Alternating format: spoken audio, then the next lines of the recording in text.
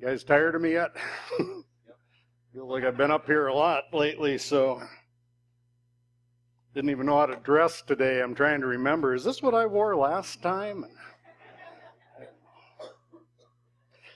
It's kind of hard to be all GQ when you don't even know what GQ stands for. But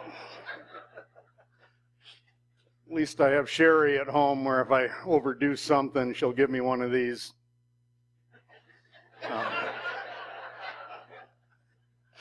So I got that going for me. I didn't get that, so here we go. We're wrapping up a great series today. We're wrapping up a series in the book of Romans where we're studying the will of God.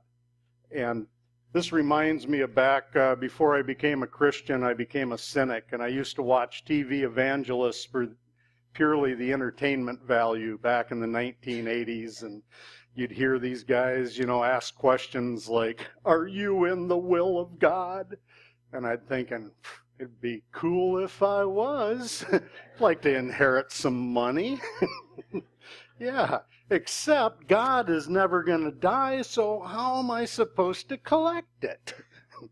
And then I finally realized that wasn't what they meant by God's will. But it is a great opportunity we have here to study a little bit about what God's will is. And this is a question that really, grabbed my attention early on because,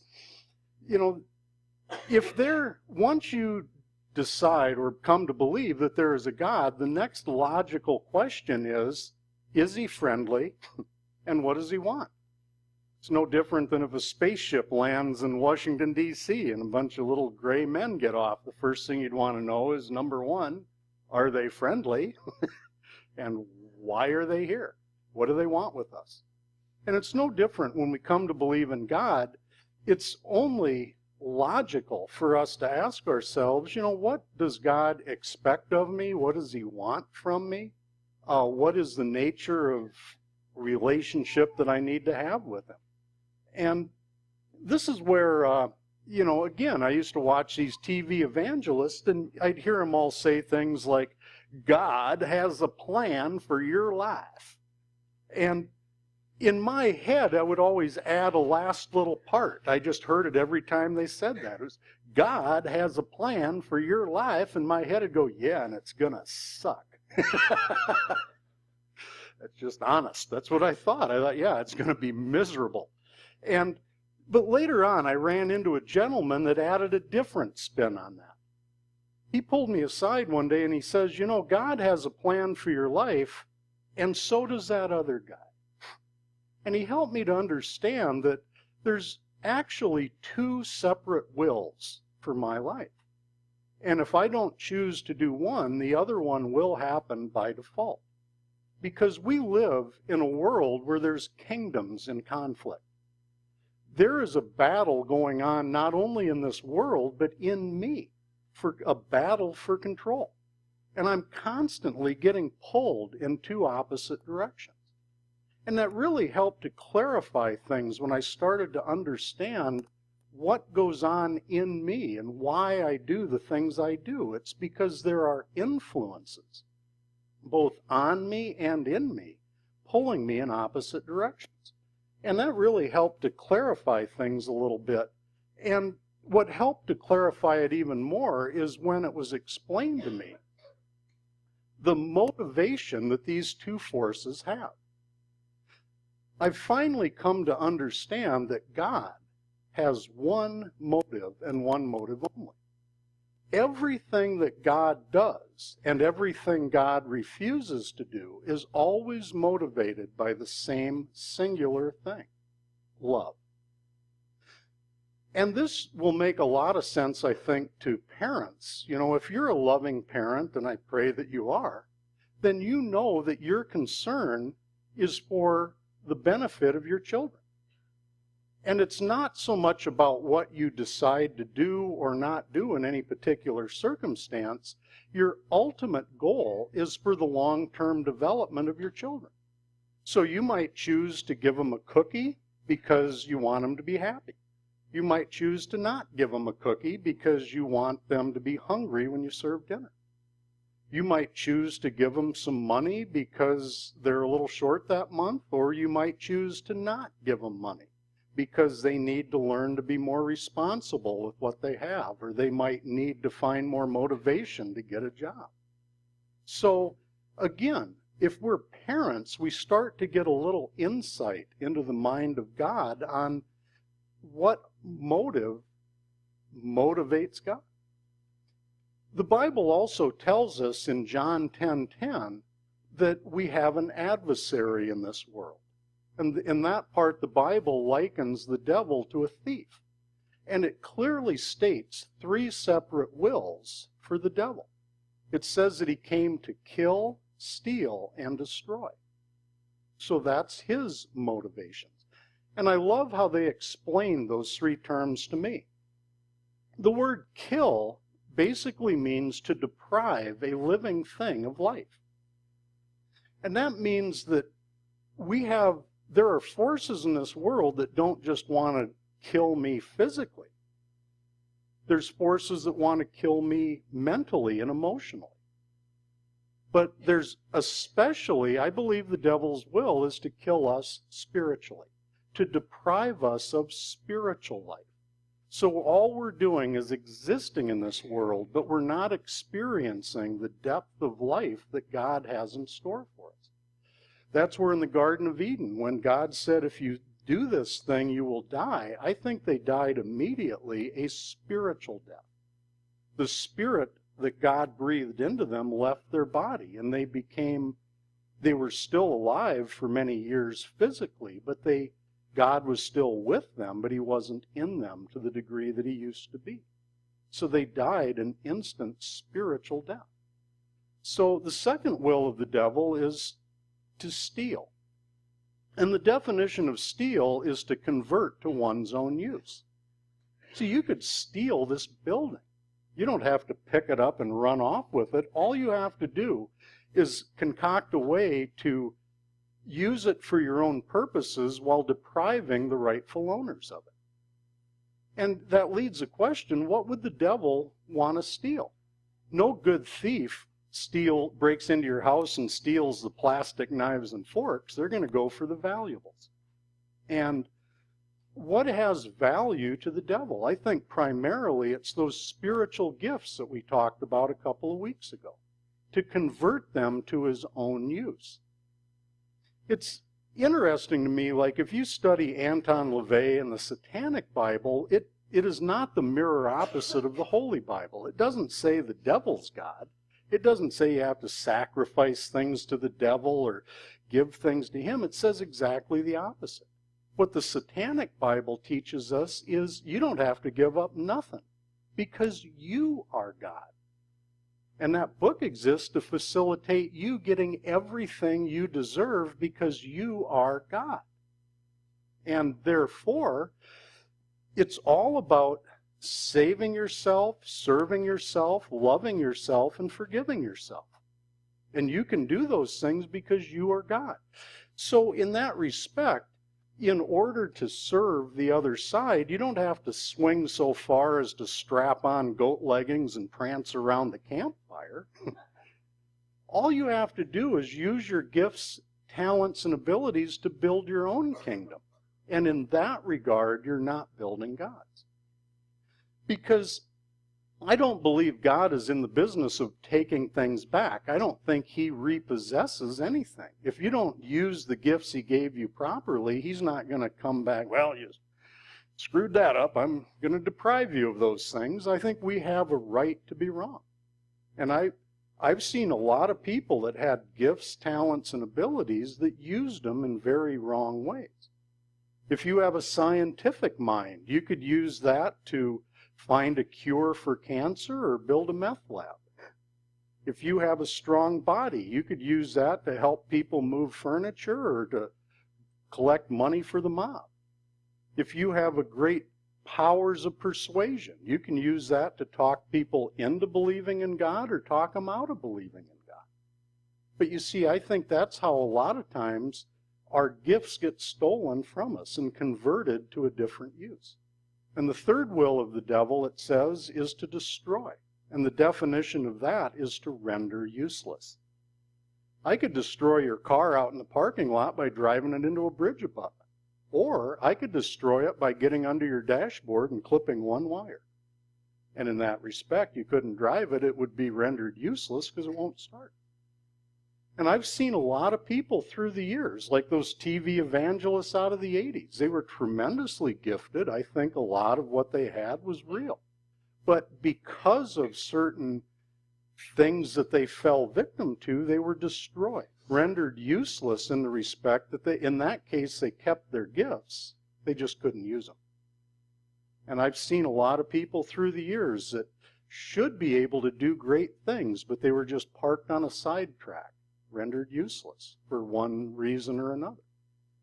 And once we understand that, we have God's will on the one side, we have the devil's on the other, and then that, of course, leaves that third party to the mix, which is us.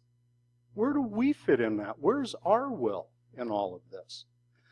And this is where, at first, that really starts to seem complicated, doesn't it? If you ask people, what do you want?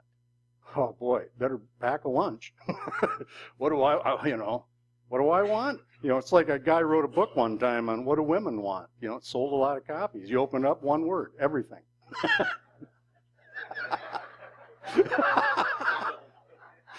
Want it all. But, why do I say it? But that's true of all of us, isn't it? What do I want? I want everything. I want it all. But I want to finish this education. I want that job, that title, that career. I want $1 million in the bank. I want that house, that car, that girl, or guy. 6 months later, I just want to get rid of that girl or that guy, whatever you want. But you see, when you really get down to it, though, our wants and needs are a lot simpler than that. God wired us all together, and not just humans, all the animals in his kingdom. He wired them all with 3 basic instincts. An instinct for society, security, and sexuality. That's the way I remember it. Social security, sex. But those are our 3 God-given instincts.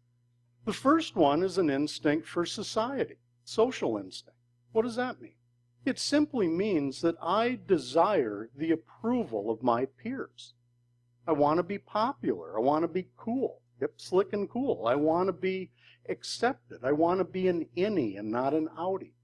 I want to be a part of and not apart from. And the way that God wired us together is none of us has a gauge on our own dashboard we can look at to tell if we're okay or not. We have to look to our peers for their feedback to tell us if we're okay or not. Am I dressed right? Am I dressed funny? Is my hair okay, or is it too long or too short? Is my lawn okay, or is it, did I hang enough Christmas lights this year or not? In our neighborhoods, we have to look to our neighbors to kind of set the standard for that, don't we? Or we have to look to our friends to tell us if we're dressed right, and it all depends on the types of peers we select. I grew up with some peers where, long hair was cool, hippies, bikers and hippies. But there's other societies where long hair would be very uncool. Be cool to shave your head. But it all depends on the feedback you get and who your peers are. We all have that God-given instinct for society. The second thing we all want is we want security. I don't want you messing with my stuff out here. I don't want you messing with my stuff in here. So I build walls around my stuff and lock it up out here. I build walls around my stuff in here and I lock it up. Because I just want to have security. In this world, money has a lot to do with security. A lot of times the more money you have that you think, the more secure you'll be. The irony is sometimes the more money you get, the more insecure you find yourself, because now everybody wants a piece of you. They want to sue you and tax you to death and, rob you. And, so money isn't the answer, but sometimes we perceive that to be security. The third thing we all want as human beings is we want sexuality. And that doesn't just mean sex. It means perhaps we want a partner. We want companionship. We want to be married. We want to be loved. We want children. We want a family. We want a house in the suburbs, a white picket fence, 2.3 kids, 3.2 dogs and cats, whatever it is. But that all fits into an instinct for sexuality. And that's what motivates us to do things or not do them. But even behind that, all of those things that we want are a means to another end. Ultimately, if you ask people, what do you really want? You'll always get the same one answer. What do you really want? Peace. I can't have peace if I don't have security. I can't have peace if I don't have the approval of my peers. I can't have peace if I'm lonely or alone or my sexuality isn't fulfilled. And you see, once we understand that, it's not so much a question of what do we want, is it? What's our will? But it's really a question of how are we going to get it? How am I going to get security? How am I going to get approval? How am I going to fulfill my sexuality? And that's where the real debate is, isn't it? Not what we want, how are we going to get it? What do we perceive as the best pathway to peace? And that's where the real spiritual warfare in this world is a battle for the mind. It's a battle of beliefs. It's a battle of differing philosophies on what is really going to satisfy us. And once we understand that, we can get into this thing with God's will, and hopefully it's going to start making a little more sense. You know, it's been said that when I was born, I think Mom must have delivered me in a C-section because, you know, every time I leave the room, I crawl out through a window. That's actually what I mean to say is I think I was born backwards because people tell me, you know, you always approach things in a weird way, you know, backwards, or look at things from different angles. And but that's just kind of how my brain works. And that's why one of the things that I really am anxious to get into here in this topic is to really not to so much look at God's will in a certain area as to look at why. See, I'm the guy that you have to tell me why. If you give me a job and train me to do something, say, oh, and whatever you do, don't turn this knob. Why? I need you to explain it to me. You know what? And if you don't, I'll probably, you know, I got to know what this does. That's just how I am.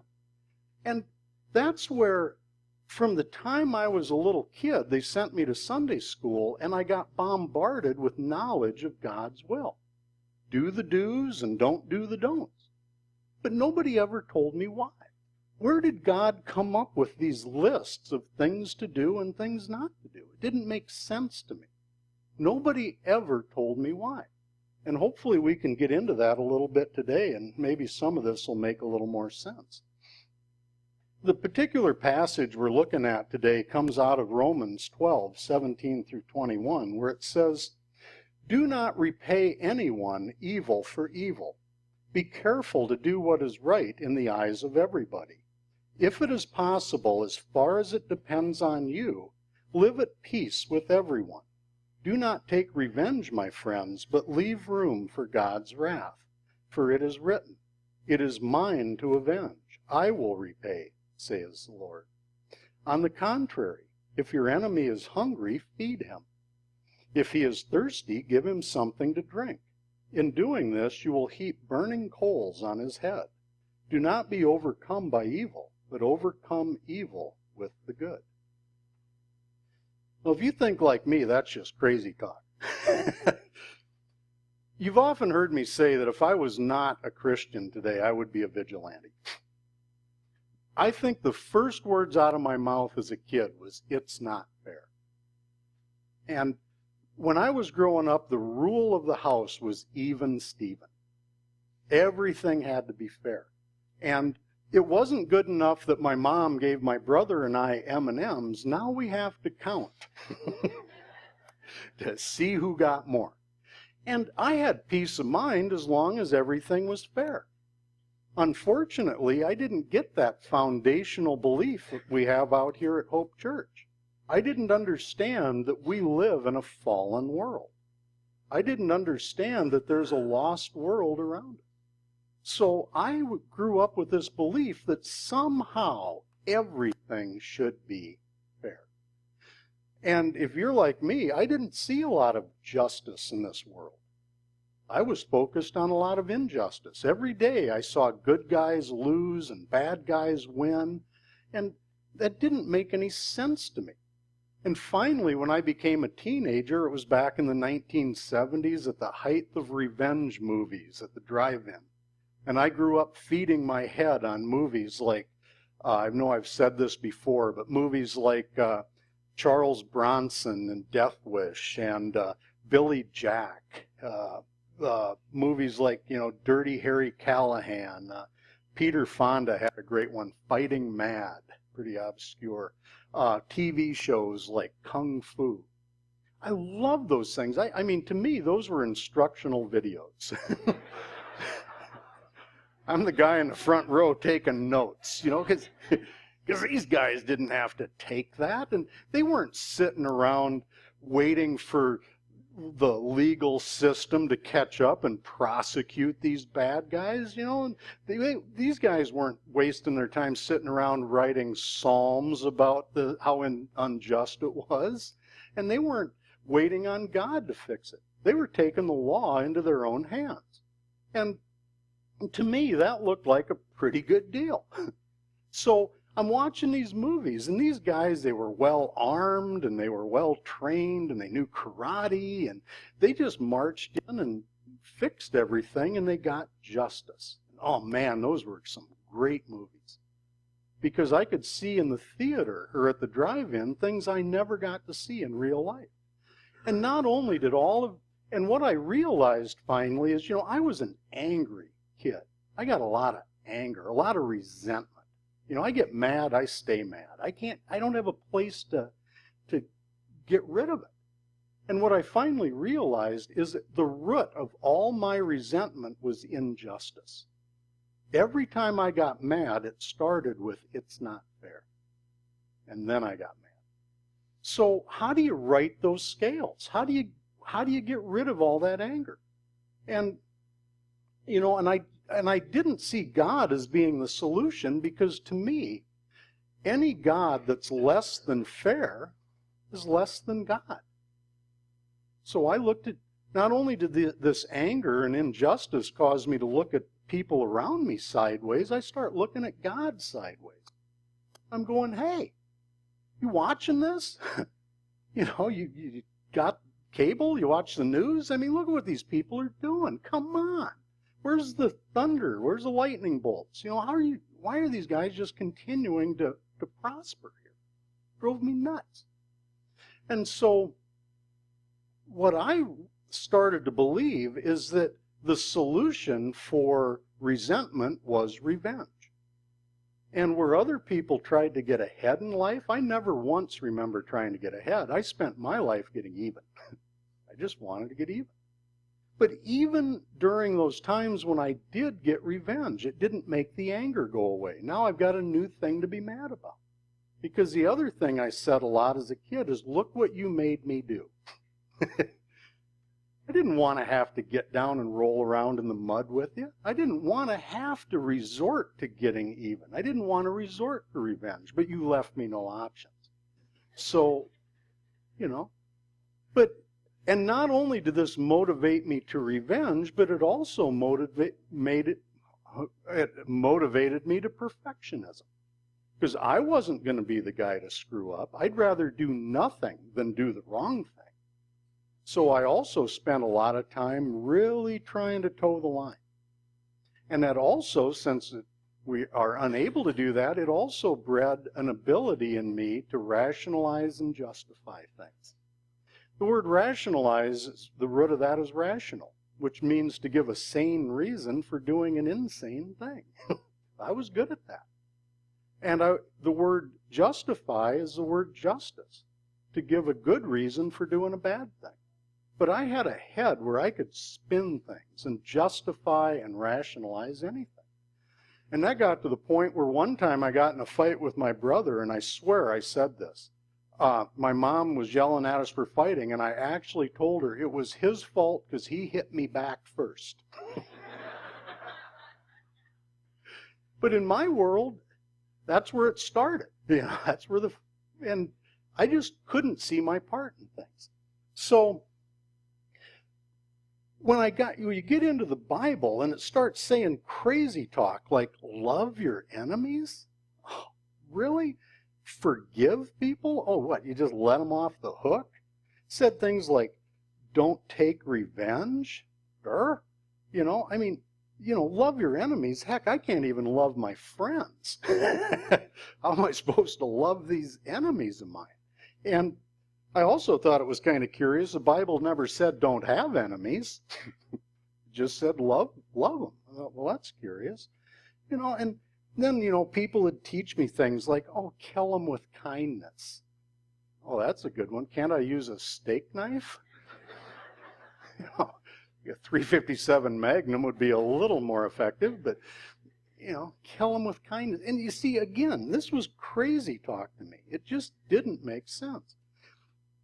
The first time that I ever had anybody explain why God's will was God's will, and this is a little bit off on a tangent, but this is how it started to get through the chinks in my armor. I heard Josh McDowell give a talk one time on sexuality. And he was talking about God's will in regards to sex, but he was the first guy I ever heard that explained the why of it. He wasn't just laying out the same old tired things that do this and don't do that. He explained it under the banner of God being a perfect, loving parent. And he says if you loved your children, you would want to warn them about certain things so they don't do them and have consequences. So you wouldn't want to see your children end up in bad relationships. You'd want to try and guide them towards healthy people to have relationships with. You wouldn't want to see your kids get certain diseases, especially the incurable ones out there today. You'd want them to avoid that. If you loved the unborn, you wouldn't want to bring children into this world that were less than loved or less than provided for. That would be something you'd want to avoid. You wouldn't want a lot of bad things to happen to your kids. And what really drove this home was I had friends that had no regard for morality, no regard for God, and they were out there doing what guys often do and treating women the way that guys sometimes treat women. And what was really curious to me was then they had daughters. And all of a sudden they adopted the most rigid Christian belief system you've ever seen for their own kids. And I thought, well, that's pretty ironic. Instead of like mad mothers against drunk driving, they had the dad t-shirts, DADD, dads against dating daughters, and dads against daughters dating. And, then all of a sudden, all of those rules that they threw out the window themselves started to make perfect sense. And I thought, wow, isn't that curious? Because now they started to understand the why that some of those rules made perfect sense. I thought, And that's what we get into here today. There's a few key points I'd like to make here about why we do what we do. And the first one is, it finally started to dawn on me in dealing with resentments and injustice in this world, two wrongs don't make a right. And the way this came to me, I'm one of those feet of clay kind of guys. I don't have woo-woo-woo things happen around me. I don't have a lot of epiphanies or spiritual experiences. Rarely has God ever spoke to me.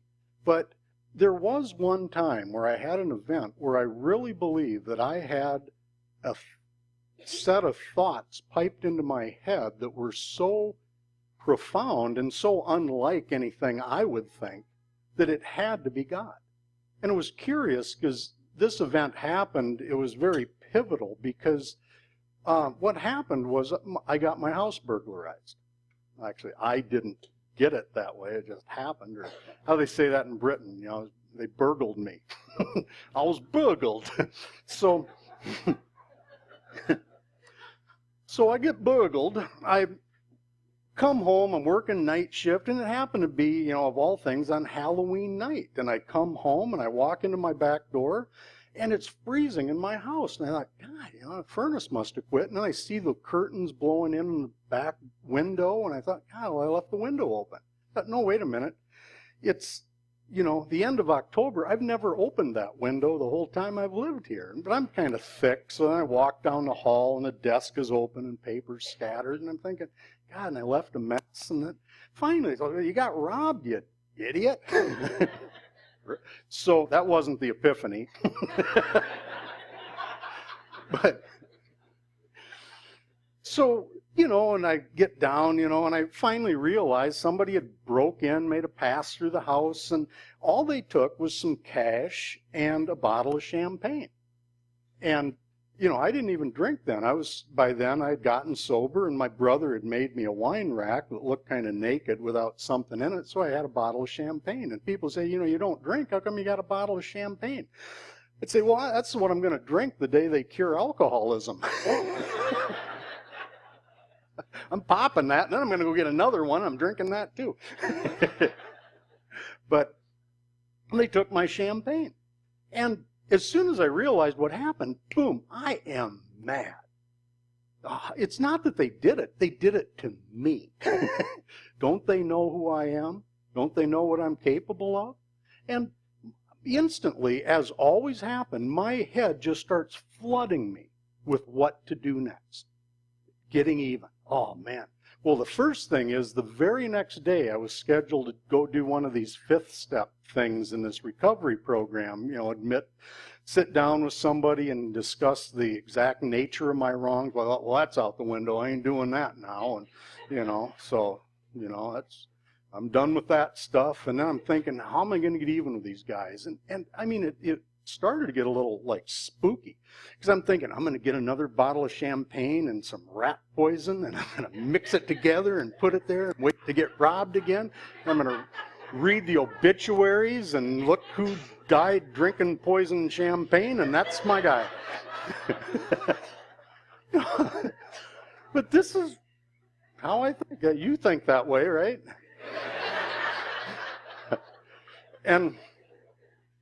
And I'm thinking, you know, I'm going to break into the neighbor's house and steal their stuff, and, you know, that'll balance it out. I mean, seriously, I'm thinking some crazy stuff, and I'm going to hunt these people down, and I've got a whole list of things that need done to them, and I'm going to do them.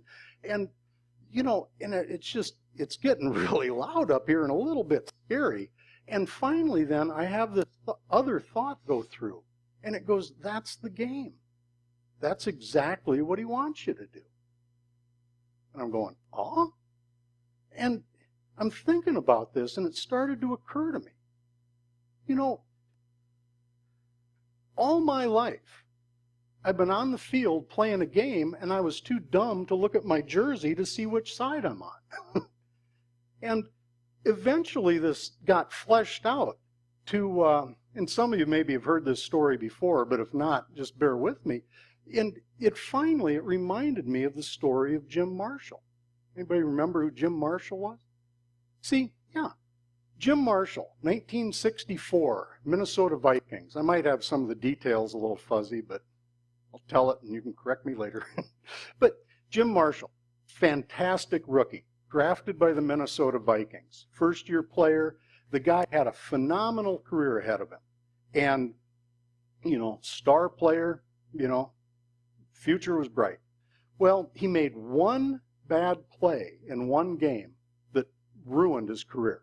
You know, it just haunted him the rest of his days. He was on like the 45-yard line. He gets the ball. He gets hit, spun around. He sees daylight. He goes for it.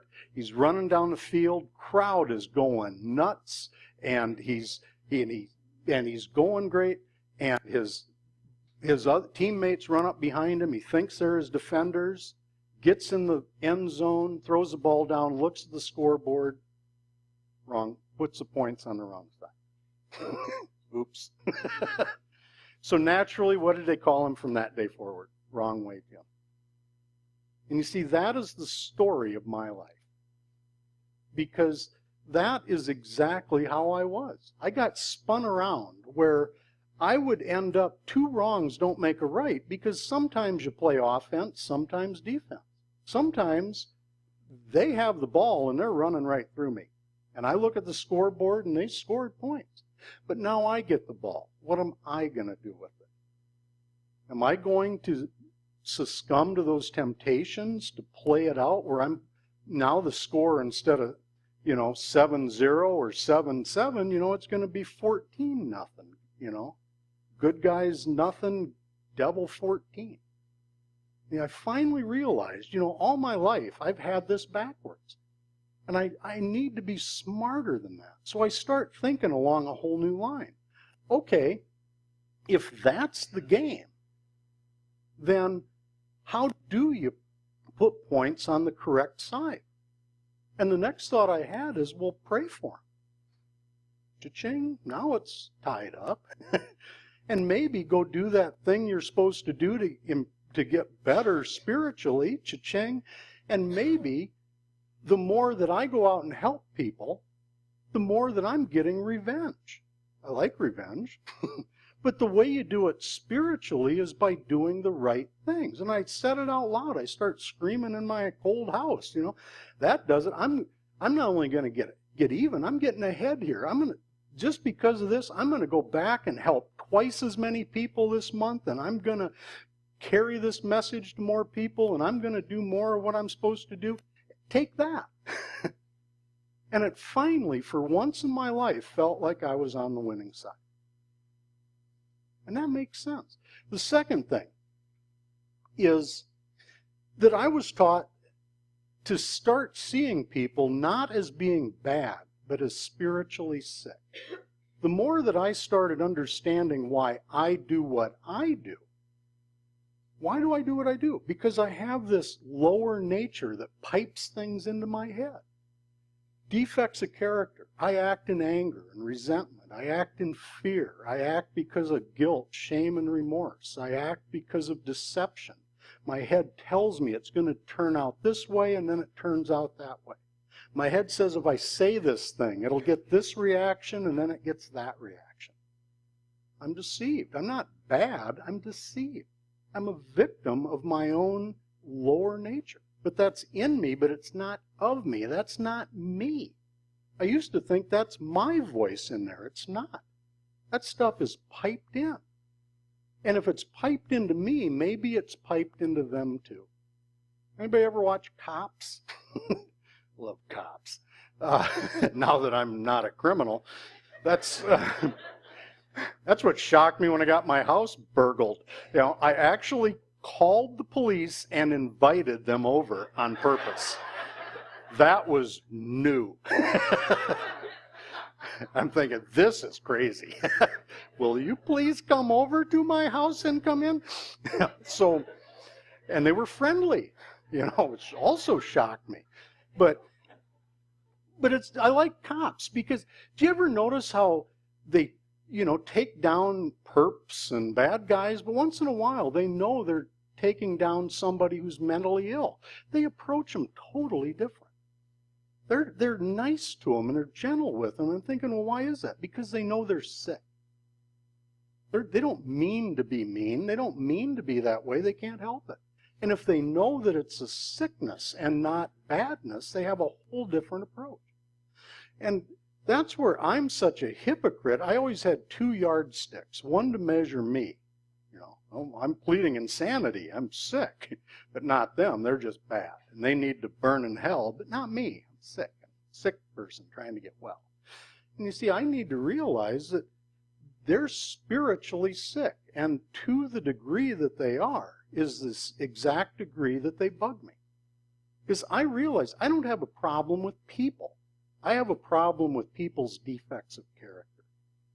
If they weren't angry, if they weren't intolerant, if they weren't paranoid, if they weren't judgmental, I don't have a problem with them.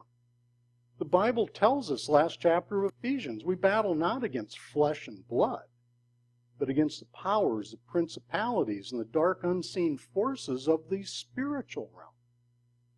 So really, my problem isn't with the people. If your dog has fleas, you know how you can get rid of them? Shoot your dog. And the fleas go away, but that's not the solution, is it? No. The problem isn't your dog, it's the fleas. You see, our lower nature is the parasite. People are the host. I had that confused. So the more that I can start to cut people some slack and seeing them as sick, the more gentle I could be with them. The third thing has to do with forgiveness. There again, that didn't make sense. We just let them off the hook. But you see, this is where I completely misunderstood what God's will was when it came to forgiveness. And now I know maybe Mike and I might explain this a little different or maybe have some different angles on this, but I'm just going to tell it the way I explain it to people. But this is what made sense to me. The confusion in the Bible is there's two separate models for forgiveness. And people muddle them together and then it doesn't make sense. There's one model that Christ laid down for forgiving brothers and sisters, or King James, brethren and sisterin. But the model for that is if a brother offends you and comes back and asks for forgiveness, confessing his wrong, and he's contrite about it and asks you for forgiveness, how many times do you have to forgive him? 7 times? And Christ said, no, 70 times 7. But you know what? I never had a problem with that kind of forgiveness. If you wrong me and actually show up and apologize, all right. You know, if you show up and offer to make amends to me, hey, we're cool. If you show up and actually show me that it bothers you that you harmed me, hey, we're cool, man. I can live with that. I don't have a problem forgiving people under those circumstances. The injustice came with how do you forgive people that don't care? They don't even acknowledge they hurt me. They don't care that they hurt me. They are sleeping like babies at night. I'm the one laying awake in the middle of the night stewing. What do you go knock on their door and, you know, hi, here's $20, we're calling the cops on me, you know, or whatever it is, or, you know, I'm here, you know, I know that I'm a victim of you, but I'm just here to forgive you. You know, that means nothing.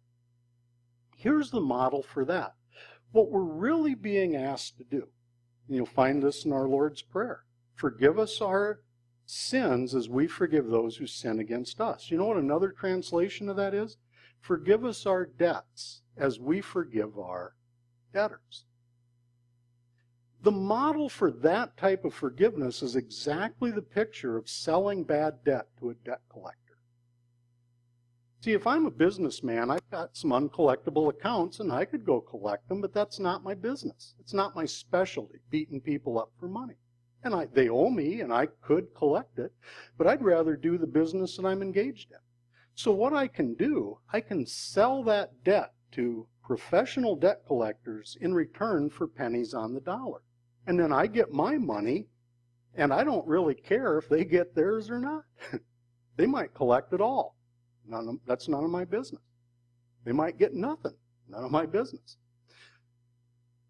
When we forgive under that model, what God is saying is, you have debts that are owed to you. Sell them to me, and in return, I won't give you pennies on the dollar. Even better, I'm going to pay you enough to pay off all of your outstanding debts to me. And in some cases, that's dollars on the pennies. And you see, if that's what God is asking me to do, I can do that. Oh, you mean I just turn these accounts over to God and then I can wash my hands of them? And now I can take the negative view and go, oh, that means that's okay. I'm not going to get them. God's going to get them. But really, it's more about God dealing with them, hopefully in the way he dealt with me, to turn them, not burn them. But I'm okay with that because it's not injustice. I'm getting a very good, clean deal in return.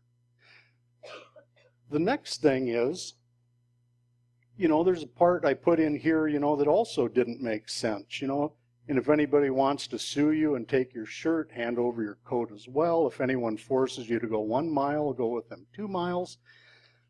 What's that all about? But you see, then what that is about is it's about us being in control. Does anybody ever have fantasies of quitting their job? Yeah. Remember Johnny Paycheck did that song, Take This Job and something, but that was a huge hit. Why did that resonate with people? Because who hasn't thought about quitting a horrible job? Feels good just to think about it. Now, anybody ever fantasize about going to work and getting fired? That's a whole nother dynamic. Today's the day they're going to fire you. Even if they're firing you from a job you hate, it's humiliating. That still feels like a tremendous personal loss. I can't enjoy that. I can't feel good about getting fired. Why does it feel so good to quit and so lousy to get fired?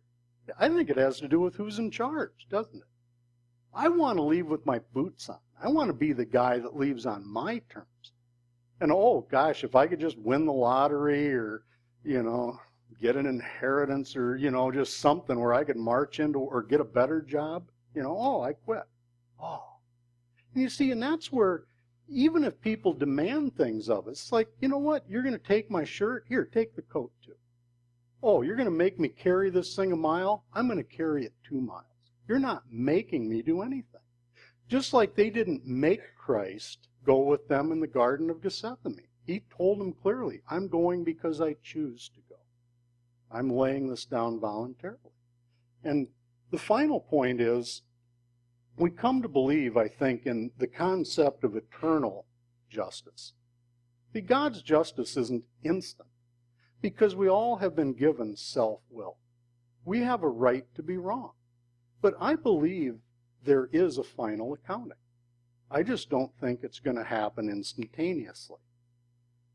Can you imagine driving your car where, and this is what scares me. Some people like technology, but they have the technology where every time you drive your car and the speedometer needle goes above 55, it could just spit a ticket out of your dashboard and deduct it from your checking account. That wouldn't be good. Here come all these debit receipts, but that's a horrible scenario, and it's that's what a picture of instant justice looks like. God is withholding justice because He wants a maximum number of people to be saved, and it's a process. And sometimes people step on our toes, sometimes we step on their toes. But He's more concerned for our long-term development rather than our short-term comfort. And that's why I do believe that God will divinely, eternally balance scales, but I just no longer expect it to be now. I can live with delayed justice. I can't live with no justice. But hopefully this all kind of gives us some places to file some things or see things from a different angle. Call the worship team up. We'll do a final song, and then we've got communion today. We're going to, I think we're going to do the song as we go to communion. Is that how we do it? Okay. So are we going to do communion first? Or okay, we're going to go to communion. We're not going to tell you when to take the elements. We're going to start playing the music. You can file back, take the elements, take them at your leisure, and as we do that, hopefully we'll just reflect a little bit, not on what God wants from us, but what we can expect from Him. Thank you.